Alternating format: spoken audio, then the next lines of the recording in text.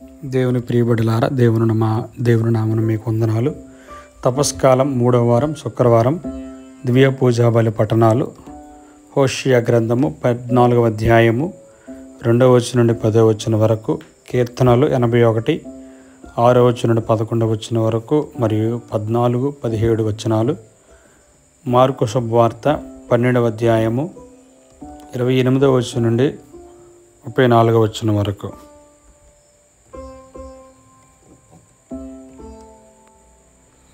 విగ్రహములను మా దైవముగా ఎంచము. హోషియా గ్రంథం 14వ అధ్యాయం 1వ వచనం నుండి 9వ వచనం వరకు. ప్రభు ఇట్లు పలుకుచున్నాడు, ఇశ్రాయేలీయులారా, మీరు మీ దేవుడైన ప్రభుని చెంతకు మరలిరండు. మీ పాపమే మీ పతనమునకు కారణమైనది. మీ విన్నపములను సిద్ధపరుచుకొని ప్రభువు చెంతకు మరలి వచ్చి ఇట్లు విన్నవింపుడు, మా పాపములన్నిటినీ పరిహరింపము. ఎడ్లకు బదులుగా నీకు మా పెదవులను అర్పించుచున్నాము. నీవు అంగీకరింపదగిన మాకున్నవి అవియే. అశ్షూరీయుల చేత రక్షణ నందగోరము. మేమిక యుద్ధాశ్వములను ఎక్కము. మేమిక మీదట విగ్రహములను మా దైవములుగా ఎంచము.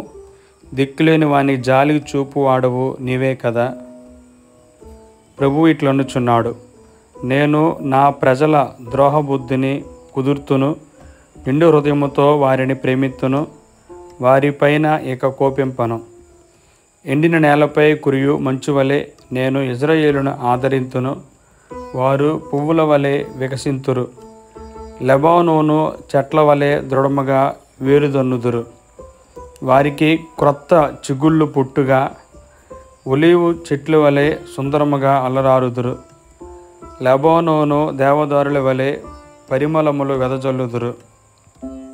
ఆ జనులు మరలా నా నీడన బ్రతుకుదురు. పొలములలో పంటలు పండించుకుందురు. వారు ద్రాక్ష తోట వలె ఫలింతురు. లెబానోను ద్రాక్ష రసము వలె ఖ్యాతి తెచ్చుకుందురు.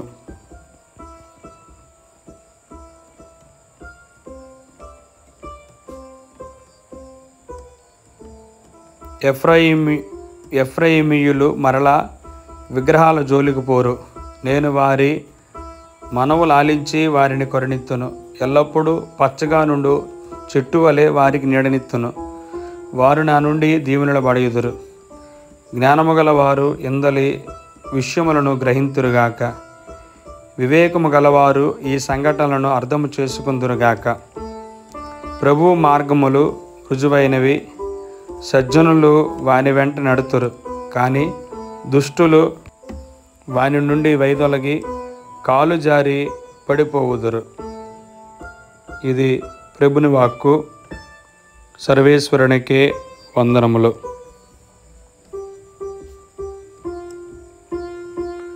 మీ దేవుడైన ప్రభువును ఏకైక ప్రభువు. మీరు ఆయనను ప్రేమింపవలెను. సువిశేష పట్టణము పునీత మార్కు గారు వ్రాసిన సువార్త 12వ అధ్యాయము 28వ వచనం నుండి 34వ వచనం వరకు. ఆ దినములలో యేసు బోధనను ఆలకించిన ధర్మశాస్త్ర బోధకులలో ఒకడు వచ్చి వారు తర్కించుట చూచి యేసు చక్కగా సమాధానమిచ్చినని గ్రహించి, ఆజ్ఞలన్నిటిలో ప్రధానమైనది ఏది అని ప్రశ్నించాను. అందుకు యేసు, ఇశ్రాయేలీయులారా వినుడు, మన దేవుడైన ప్రభు ఏకైక ప్రభువు. నీ దేవుడైన ప్రభువును నీ పూర్ణ హృదయముతోనూ, పూర్ణ ఆత్మతోనూ, పూర్ణ మనస్సుతోనూ, పూర్ణ శక్తితోనూ ప్రేమింపవలెను. ఇది ప్రధానమైన ఆజ్ఞ.